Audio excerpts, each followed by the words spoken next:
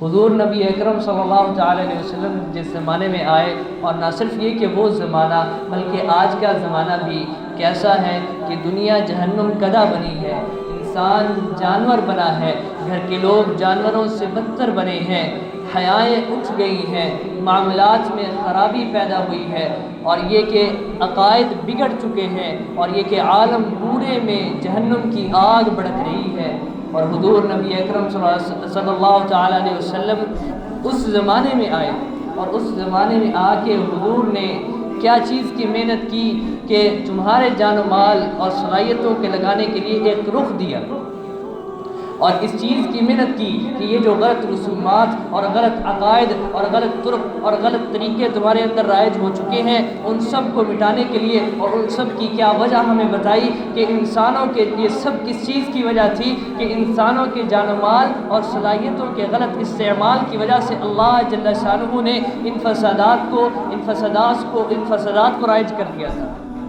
تو حضور نبی اکرم صلی اللہ علیہ وسلم کو اللہ جل شانہ نے بھیجا، وما ارسلناک الا رحمت للعالمین، آپ نے آ کر کھانے کمانے سے نہیں روکا، پینے پہننے سے نہیں روکا، بلکہ وہ غلط طریقے اور وہ غلط عقائد اور وہ غلط رسومات جو امت کے اندر رائج ہو چکی تھی، حضور نبی اکرم صلی اللہ تعالی علیہ وسلم نے ان کا رخ پھیرا تھا کہ تمہارے جانوں کے لگانے کے لیے، تمہارے مالوں کے لگانے کے لیے، تمہاری صلاحیتوں کے لگانے کے لیے، تمہاری جان و مال صلاحیتوں کو کھپانے کے لیے ایک محنت لایا ہوں، ایک میدان لایا ہوں، ایک بول لایا ہوں، قولوا لا الہ الا اللہ۔ لگاؤ جانیں کتنی لگاتے ہو، لگاؤ مال کتنا لگاتے ہو، لگاؤ وقت کتنا لگاتے ہو، لگاؤ صلاحیتیں کتنی لگاتے ہو، ایمانی صفات سے آراستہ ہونے پر، ایمانی صفات کو اپنی زندگی کے اندر پیدا کرنے پر، اور ایمانی صفات کو عالم کے چار کونوں میں پھیلانے پر۔ تبھی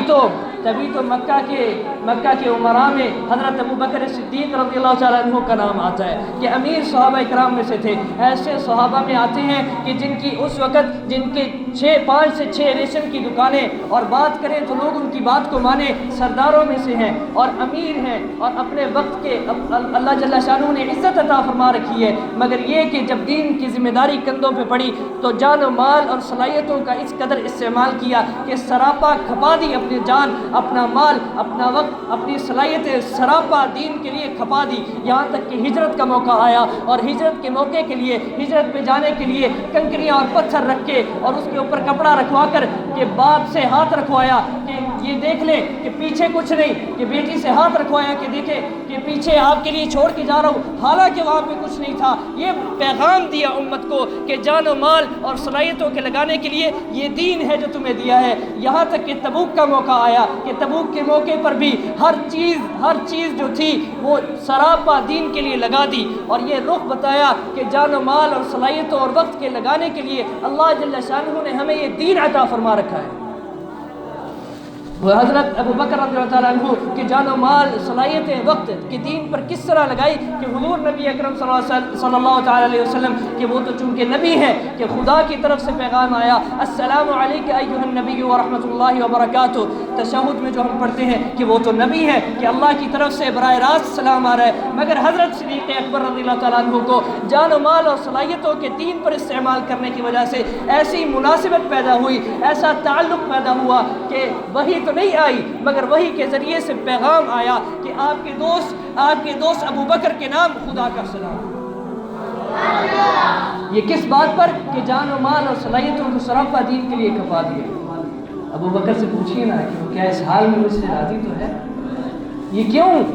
کہ سراپا جان مال صلاحیتیں، یہاں تک کہ حضور نبی اکرم صلی اللہ تعالیٰ علیہ وسلم کا وصال ہوا اور آپ صلی اللہ تعالیٰ علیہ وسلم دنیا سے تشریف لے گئے۔ آپ کے جانے کے بعد فتنے اٹھے، ارتداد کا فتنہ اٹھا، لوگ مرتد ہونا شروع ہو گئے، منکرین زکوٰۃ کا فتنہ اٹھا، لوگوں نے زکوٰۃ دینے سے انکار کرنا شروع کیا، اور یہ تمام تفصیلی چیزیں ان میں نہیں پڑھتا، مگر یہ کہ ارتداد کا فتنہ اٹھا، منکرین زکوٰۃ کا فتنہ اٹھا، حضرت اسامہ رضی اللہ تعالیٰ عنہ کی جماعت کو روانہ کرنے کا مسئلہ اٹھا، اور یہ کہ مسلمہ کذاب کے خلاف مقابلے میں جانے کا موقع اٹھا۔ تو اس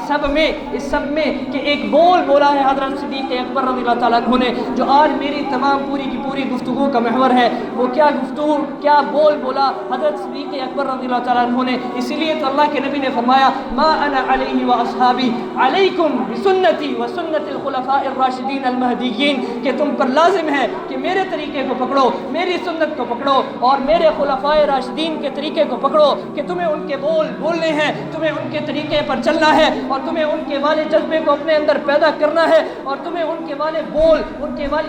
वाली अपनी कैफियत बनानी है। और वो बोल जो हज़रत सिद्दीक़ अकबर रज़ियल्लाहु ताला अन्हु ने बोले कि वो जो वक्त था कि उस वक्त फितने उठे तो हज़रत सिद्दीक़ अकबर रज़ियल्लाहु ताला अन्हु के तमाम सहाबा को भेजने पर तैयार कि मदीना को खाली कर दिया जाए और तमाम मुकाबले के लिए निकल जाए, तो तमाम सहाबा इकराम इस पर मुत्तफ़िक़ नहीं हो रहे। और अब बात कौन करे हज़रत सिद्दीक़ अकबर रज़ियल्लाहु ताला अन्हु से, तो हज़रत उमर रज़ियल्लाहु ताला अन्हु के चूँकि जरी सहाबी हैं कि उनको भेजा कि आप बात करिए। जब बात हुई, बात खुली, बात सामने आई तो हज़रत सिद्दीक़ अकबर रज़ियल्लाहु ताला अन्हु ने एक बोल बोला है जो सिर्फ अपनी ज़ात के लिए नहीं बल्कि अपनी ज़ात के हद तक तो उनने इसको पूरा कर दिया, बल्कि क़यामत तक के आने वाले इंसानों के लिए एक पैगाम है, एक पैगाम दिया कि तुम्हें ये बोल बोलने हैं, तुम्हें ये कैफियत अपनी बनानी है, तुम्हारे अंदर का जज्बा ये होना चाहिए। फरमाया अयुन का सुद्दीन व अना हई, कि मेरे जीते जी खुदा का दीन कैसे मिटे।